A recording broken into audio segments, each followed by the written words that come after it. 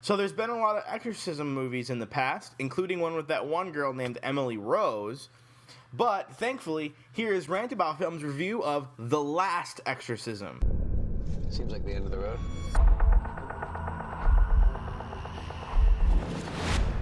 Mr. Sweetser, how you doing? Cotton Marcus. My wife died 2 years ago. It's quite a shock for Nell. Were you very close? She was my best friend. Somehow, the devil got in her. Nell, can you hear me? Yeah. Good, nothing to be nervous about. What is that? It's coming through my skin. Please help. Get it out of me. Let him come, Nell.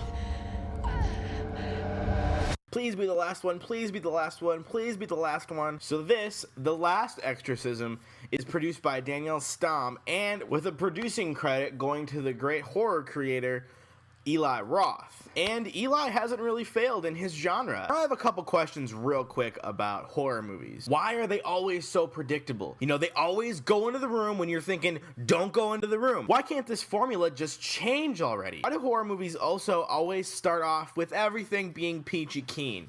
Why can't they just start off with the S hitting the F? I'm just saying. So in this one, there is an internal struggle with a pastor to kind of question his own religion, and he does exorcisms and he's questioning whether they're real or not, and he's here to really kind of debunk the fact that exorcisms are real. Hence, this is The Last Exorcism. I hate to get into religion here, but the whole time he seems to be really slapping religion in the face. I don't think that that's very cool. Also, kind of a little uncalled for. I don't like talking about this stuff with my family over Christmas dinner. Why would I want to go to a theater to see this? But then the movie starts getting into the exorcism stuff, and it throws all that away. And we've got the classic handy cam that makes you freaking dizzy and you're shaking all over the place. Ugh. And they also try and use the blurriness and the shakiness to create some suspense in the movie, which doesn't work. Then there's this part where the S hits the F, and for those of you that know, that's the sassafras hitting the fancy pants. It's almost near the end of the movie, so I'm not going to give anything away. I'm just going to try and describe it. The whole conflict between the pastor not believing in his religion and his exorcism kind of comes back to kick him in the ass. And for a moment, there was a glimmer of hope that this was going to be a brilliant horror movie and have a great story and just pay off so well in the end. And then it just cops out and just loses everything it has, and lost me at that point. Instead of the ending it should have had, it ended with this crappy foot chase, and I understand the point, but the entire movie, I was wondering, where was the horror? This is a horror movie. I was not scared. Ever. Ever.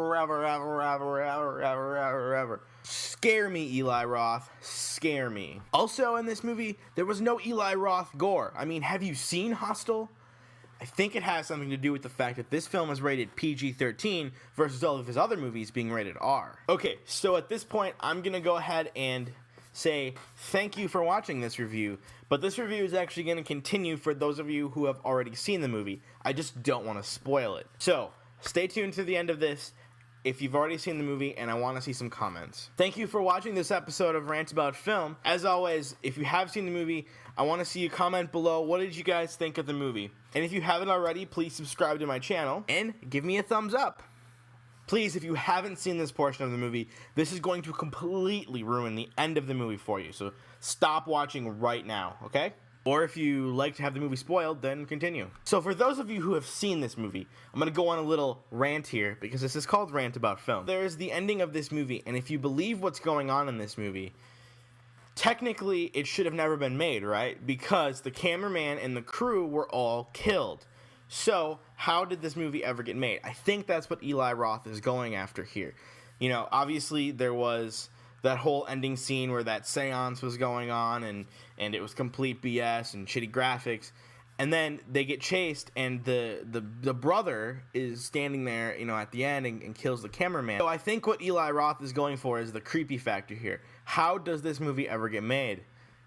Just saying. Let me know what you guys think in the comments below. If you liked it, if you hated it, what do you think about the ending? I'd love to hear from you.